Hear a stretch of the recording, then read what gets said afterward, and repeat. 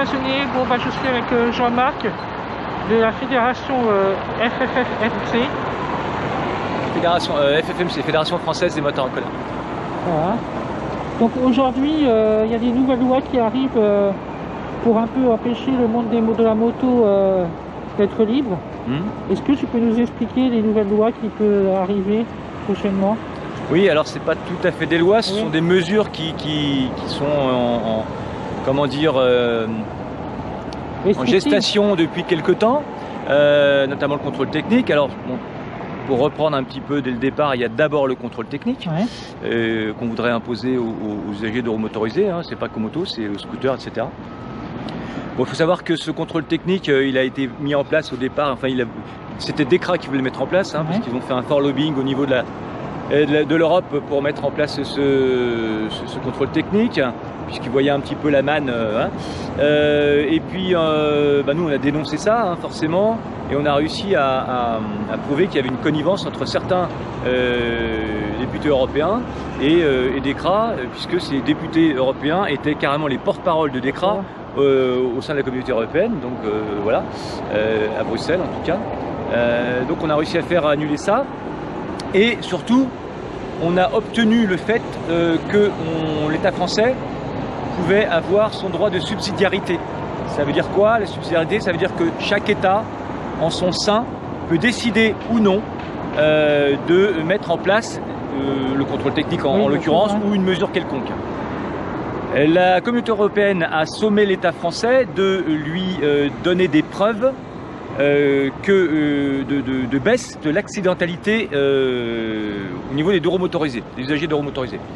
Ça tombe plutôt pas mal parce qu'il s'avère qu'aujourd'hui le nombre de euromotorisés augmente, un peu moins aujourd'hui, hein, mais depuis plusieurs années ça augmente, avec une petite stagnation aujourd'hui, mais en réalité la mortalité des usagers d'euromotorisés elle baisse. D'accord, c'est moins dangereux on va dire. Comment? C'est un peu moins dangereux. C'est pas que c'est un peu moins dangereux, c'est que ça baisse. Voilà. Alors il faut savoir aussi que si on veut revenir un petit peu dans le contexte, il faut savoir que les statistiques de mortalité en termes de sécurité routière, elles sont prises sur du corporel et uniquement du corporel. Ce qui veut dire que forcément, dans un accident entre une voiture et une moto, en général, c'est le motard qui part à l'hôpital ou au cimetière. Oui. Mais c'est pas pour ça qu'il était en tort. Voilà. Donc, bien évidemment, nous, on vient grossir les statistiques en termes de mortalité, mais c'est parce qu'on est plus fragile, tout simplement. C'est pas parce qu'on roule plus comme des malades que les autres. Voilà. Bon. Donc, pour en revenir au contrôle technique, la mortalité baisse. Et donc, on n'est pas trop inquiet sur le contrôle. Sauf que il se peut qu'ils reviennent par rapport à des raisons financières. Donc là, on a déjà à peu près, il devait revenir en 2022, hein. 2022, donc c'est l'année prochaine. Et a priori, il serait encore repoussé jusqu'en 2023. Sauf qu'entre-temps, on sait bien que les professionnels du contrôle technique n'ont pas tellement envie d'y aller pour plusieurs raisons. La première, c'est parce que il faudrait qu'ils forment leur personnel au contrôle des 2 roues motorisées et 3 roues motorisées. Ah oui, aussi, oui. Aussi, hein. C'est qu'il faut aussi qu'ils investissent dans du matos. Ça coûte cher. Et c'est aussi qu'ils ont assez peur du lobbying motard. Il faut savoir qu'on a été très violent, enfin très violent entre guillemets, on a répondu assez violemment aux attaques de DEKRA, notamment juridiquement. Hein. Et puis au niveau, on a interpellé les députés, on a eu gain de cause vis-à-vis des députés français, par rapport aux députés français. Et aussi on a, il fut un temps à cette époque-là, on avait carrément, puisque c'est DEKRA qui était visé, et c'est DEKRA que nous on a visé, puisque c'était les précurseurs là-dedans. On s'est présenté à des centres de contrôle technique à l'époque, où c'est pas méchant, mais on les enroulait de papier et on se pointait un samedi, là où il y avait un maximum de business pour eux, et que on sait bien que les opérateurs dans des contrôles techniques, ce sont des petites sociétés indépendantes qui n'ont pas tellement envie de se faire emmerder sur leur chiffre d'affaires. On prenait des rendez-vous bidons et on n'y allait pas. Voilà, donc on a fait pas mal de choses comme ça. On a attaqué le siège social de DEKRA, le jour et la nuit. C'est-à-dire le jour, on s'est pointé devant chez eux avec une tonne de gravier, un camion benne, on a déversé ça devant chez eux. La deuxième fois, on est revenu et on a cadenassé toutes les grilles de leur entreprise dans la zone industrielle. Bref, ils n'ont jamais porté plainte contre nous. Et c'est ce qu'on attendait, parce que ça nous aurait fait de la conne, et on aurait pu dénoncer encore plus le truc. Mais ils n'ont jamais porté plainte contre nous parce que ils savaient que quelque part ils exerçaient un fort lobbying et qu'ils n'étaient pas tout à fait à l'aise. Voilà. Et on est tout à fait prêt à recommencer s'ils recommencent. Voilà, ça c'est clair. Donc ils ont bien compris qu'on allait se laisser faire là-dessus. Donc voilà aujourd'hui où en est le contrôle technique. Et en plus, de toute façon, et c'est ça qui est très important, c'est qu'il n'y a aucune relation entre l'état du véhicule et l'accident. C'est-à-dire que et ça c'est des statistiques d'assurance, c'est pas nous qui les disons, c'est des stats d'assurance. C'est-à-dire que le véhicule est responsable, la responsabilité du véhicule est engagée à cause de son mauvais état pour les deux roues motorisées à 0,07%. C'est-à-dire c'est que dalle. Que dalle. Pourquoi? Tout simplement parce que les motards n'ont pas la même relation avec leur véhicule que certains automobilistes. Je ne parle pas des collectionneurs, hein, c'est les automobilistes, je ne parle pas des passionnés, etc. Mais souvent, la personne qui prend sa bagnole pour aller bosser, on n'a pas du tout la même relation. Nous, on est des passionnés. C'est un peu aussi les mecs avec les scooters, c'est pareil, ils n'ont pas la même relation. Ils sont beaucoup moins passionnés que nous. Mais en tout cas, nous, on est des passionnés, on fait attention à nos bécanes.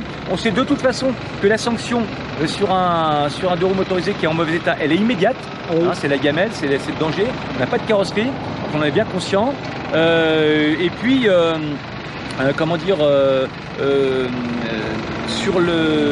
en parlant des scooters, qui eux sont un petit peu moins passionnés que nous, parce que de toute façon, eux ils bossent avec, et bien, il faut savoir qu'un deux roues motorisé, ça passe beaucoup plus souvent en révision qu'une voiture, parce que les révisions sont moins espacées, qu'il y a toujours un petit truc, un câble, machin, etc. à changer.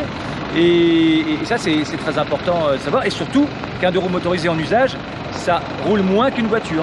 C'est-à-dire que la moyenne de kilométrage annuel d'un deux roues motorisé, c'est 10 000 km. Une voiture, c'est beaucoup plus. Et encore une fois, on passe beaucoup plus souvent en révision. Donc, voilà, le bon état du deux roues motorisé, il est avéré. Et en tout cas, ce qui n'est absolument pas corrélé, c'est l'accidentalité du deux roues motorisé par rapport à son mauvais état. Voilà, ça c'est pour le contrôle technique. D'accord. Après pour les interfiles. Alors après pour les interfiles, là aussi c'est un vaste sujet. Oui. Donc il faut savoir que l'interfile dans les grandes villes, notamment en région parisienne, mais en tout cas même à Marseille, etc., enfin dans les grandes agglomérations, l'interfile elle existe depuis et on la pratique depuis que le deux roues motorisé existe et surtout depuis que les bouchons existent. Voilà. Oui. Bon, dans le temps il n'y avait pas trop de bouchons, mais depuis 40 ou 50 ans, enfin depuis 40 ans, ça y est, ça commence à conglomérer un petit peu. Et donc il y a des bouchons. Bah, forcément, un deux roues motorisé, il est beaucoup plus léger, il est beaucoup plus mobile, il est beaucoup plus, enfin il est plus, comment dire, plus restreint en termes de dimension. Et évidemment, il va pas rester derrière les voitures. Bon, donc on pratique l'interfile depuis tout le temps. Bon, il s'avère qu'il y a en 2016, la sécurité routière a dit hop, tiens, on va faire une expérimentation. Bon, ok, on fait une expérimentation, oui, pour voir les causes d'accidentalité, machin, etc. Bon, alors ils ont fait une expérimentation et on savait, c'était pas une surprise, que la fin de cette expérimentation serait fin janvier 2021. Donc nous, on n'a rien appris. Alors beaucoup de motards s'affolent en disant, mais non, on le savait. Bon. Donc, elle est là, elle vient de se terminer. Donc on a eu rendez-vous avec la sécurité routière en leur disant, bon bah, qu'est-ce qui se passe? Alors ils ont avoué eux-mêmes que les résultats n'étaient pas probants. Voilà. Forcément, ils ne peuvent pas être probants parce que de toute façon, ils ne peuvent pas comparer l'accidentalité entre un deux roues motorisé qui roule entre les fils et entre un deux roues motorisé qui roule dans la file. Pourquoi? Parce qu'il n'y en a pas. Il n'y a pas de deux roues motorisé qui roule dans la file. Alors, on roule dans la file quand c'est fluide, mais à partir du moment où on a un bouchon, et même en province, bah, forcément, le deux roues motorisé, lui, il passe entre les fils. C'est une plus-value qu'il apporte en plus à la fluidité. Hein. C'est bon aussi pour les automobilistes. Hein. Voilà. Donc, que nous, on roule entre les fils, c'est bon pour les automobilistes parce que du coup, voilà, on fait une fluidité. Parce que si on se mettait dans les fils, bah, ça ferait chier tout le monde. Bon. En plus, pour nous, il est beaucoup plus sûr et sécure d'être dans l'interfile que d'être dans la file. Pourquoi? Il faut savoir que, en général, dans les grandes sur toutes les rocades de France, hein, que ce soit le périphérique parisien ou autre, ou à Marseille, ou à Toulouse, ou à Bordeaux, enfin où on veut, les distances, quand il y a des bouchons, quand il y a beaucoup de voitures, les distances de sécurité, elles ne sont pas appliquées et c'est impossible de les appliquer. C'est impossible. Voilà. Donc, si nous on est dans la file et que ça freine fort, eh bien, si la voiture de derrière nous rentre dedans eh ben, nous écrase en sandwich contre la voiture de devant. En plus, si jamais devant on a un gros 4x4 SUV ou une camionnette ou je ne sais quoi, on n'a pas de visibilité. Voilà. Donc nous, quand on est en interfile, on a une très grande visibilité de tout ce qui se passe. On a très peu de chances de se faire rentrer à l'arrière parce qu'il n'y a personne derrière nous. Quelquefois, il peut y avoir un dos motorisé qui colle à peu près, mais bon, voilà. Et il faut savoir aussi qu'au permis de conduire, dans les anciens permis de conduire, quand on passait le permis à l'époque, et aujourd'hui encore d'ailleurs, on nous conseille toujours, on nous invite toujours à rouler en décalé par rapport à la voiture qui est devant. On soit loin, on soit près. Toujours en décalé. Pourquoi? De façon à pouvoir éviter le plus rapidement possible en cas de freinage et à esquiver. Voilà, à faire de l'évitement. Donc ça, c'est presque de l'interfile. Hein. Voilà. Donc voilà ce qui se passe aujourd'hui avec l'interfile. Alors, entre-temps, comme ils n'ont pas de chiffres probants, ils nous ont dit bon, on va refaire une nouvelle expérimentation. Alors, si vous voulez. Sauf que entre cette nouvelle expérimentation et l'ancienne, il va se passer un laps de temps qui peut être 2, 3 semaines, 2 mois, 2 mois et demi, on ne sait pas trop. Pourquoi? Parce qu'il faut que la sécurité routière, la DSCR, produise un arrêté, oui. D'accord, et que cet arrêté il soit validé par le Conseil d'État. Le Conseil d'État, merci. Je cherche. J'allais dire le Conseil municipal. Le Conseil d'État. Bon, il faut que ce soit validé, d'accord. Et d'ailleurs, c'est pas un arrêté. Pardonnez-moi parce que je m'embrouille un peu avec tout ce qu'on a en ce moment. Oui. C'est un décret, d'accord. Il faut que la sécurité routière produise un décret et ce décret doit être validé par le Conseil d'État. Voilà. Forcément, il y a un délai administratif. Bon, c'est vrai qu'ils auraient pu s'y prendre avant, mais bon, voilà. Donc entre-temps, qu'est-ce qui se passe? Les motards, ils s'affolent, on dit oh là, qu'est-ce qui se passe? Puisque les médias, on en fait des gros articles un petit peu racoleurs, bien évidemment, parce qu'il faut bien vendre du papier en disant circulation interfile interdite. Mais non, ça ne change rien par rapport à avant. C'est-à-dire par rapport à avant l'expérimentation, on l'a toujours pratiqué. Voilà. Donc, et d'autant plus que nous, au niveau de la FFMC de Paris, on a obtenu une jurisprudence, parce qu'on avait un avocat à l'époque qui travaillait sur le dossier, et que quand les gens prenaient un PV en interfile, notamment un dépassement par la droite, eh bien ça n'existe pas le dépassement par la droite. Donc tous les PV sautent. On a toujours cette jurisprudence. Voilà. Et là on est en train de travailler aussi avec Maître de Comont pour affiner encore plus ça.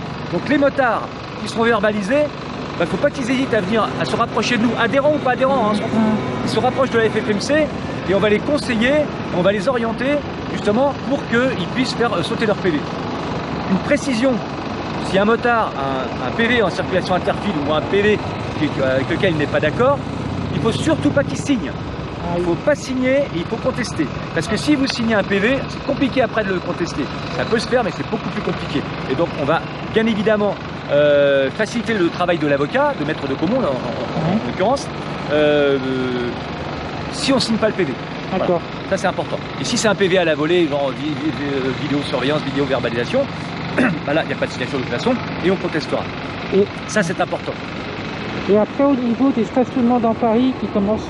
Alors après maintenant il y a le stationnement. Oui. Ça c'est encore un autre truc. Il y a beaucoup de choses en ce moment. Oui, il y a beaucoup de choses contre les deux roues motorisées. Ouais. On n'est que 2% de la circulation, mais on nous emmerde comme si on était 90%. Bon, Madame Medialgo, comment dire, elle veut renvoyer l'ascenseur des Verts qui l'ont fait, grâce à elle, parce que grâce à eux, pardon, elle est passée à la mairie de Paris.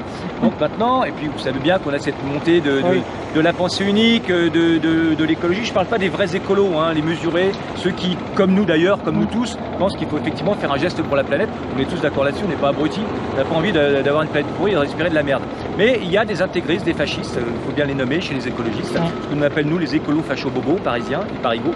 Ceux-là, ils sont très actifs, hein, voilà, nous aussi on est très actifs. Donc ils sont beaucoup en sous-marin, hein, ils infiltrent un petit peu tous les milieux politiques, les réunions, etc. On sait comment ils fonctionnent, on les a identifiés, on les connaît. Et donc, ces gens-là, ils voudraient évidemment éradiquer le moteur thermique de Paris. Hein, c'est une volonté avérée, hein, que ce soit auto ou moto. Oui, hein, voilà. Et ils se sont dit, tiens, on va faire payer les roues motorisées. Pourquoi ? Parce qu'ils polluent, parce qu'ils font du bruit, parce qu'ils commettent des incivilités, etc. Comme si les usagers de roues motorisées étaient responsables de tous les maux de la ville. Bon, bien évidemment contre ça, parce que nous on a des arguments, c'est pas qu'on ne peut pas payer. Donc on ne peut pas payer. S'il faut payer, on paye, mais on paye pour des bonnes raisons. Et le stationnement de roues motorisées, il doit rester gratuit. Pourquoi ? Tout simplement parce qu'on apporte une vraie plus-value en termes de mobilité. Voilà. Cette plus-value, c'est quoi? C'est que on est beaucoup plus restreint au niveau du gabarit, oui. Donc on peut passer en interfile. C'est qu'écologiquement, alors nous on discrimine pas les voitures, bien au contraire, parce qu'on a beaucoup de copains qui font de la voiture et on est amis avec des associations d'automobilistes. Et d'ailleurs, à la manifestation du 6, il y a des automobilistes qui vont venir. Oui, donc on discrimine pas, on compare, c'est tout. Mais on dit pas, attention, il faut virer les bagnoles, surtout pas. Non, non, nous on dit, on a une plus-value. De toute façon, à un moment donné, on a un tronc commun avec les automobilistes, et à un moment donné, nous on a une branche qui fait qu'on a nos spécificités. Voilà. Donc, un deux roues motorisé, il est occupé à 50% de sa capacité, puisque il y a déjà, on a deux places. Quand il y a le pilote dessus ou le conducteur, appelez ça comme vous voulez, il est occupé à 50%. Et on voit souvent des gens qui viennent travailler dans Paris avec une voiture, et parce qu'ils peuvent pas faire autrement de toute façon, hein, ils sont tout seuls dans une bagnole de 4 à 6 places. Bon, voilà. Oui. Donc en termes, nous on optimise en termes d'occupation intérieure, on optimise en termes d'occupation extérieure de l'espace public, puisque on met 4 motos sur une voiture, sur une place de bagnole. Bon, voilà. Mais et puis surtout, encore une fois, on amène de la fluidité dans les bouchons. Il n'y a pas de bécane qui roule au diesel, hein, on pousse à l'essence. Et puis surtout, une moto, ça consomme en moyenne 5 litres au 100. C'est que dalle par rapport à des grosses bagnoles qui consomment plus. Bon, voilà. Mais encore une fois, c'est pas pour dire les automobilistes sont aussi. Non, non, c'est juste pour nous les spécificités. Et de ces spécificités, parce qu'on dit ouais, les automobilistes ils payent, pourquoi vous payez pas? Alors moi je réponds, les automobilistes parce que peut-être qu'ils se sont laissés faire à un moment donné. Peut-être qu'à un moment donné ils auraient dû bouger il y a longtemps quand on leur a fait payer, parce que c'est l'espace public. Et l'espace public, c'est gratuit normalement. Oui. Voilà. Donc on paye des impôts pour ça. Donc si les automobilistes se sont fait raqueter, c'est bien malheureux.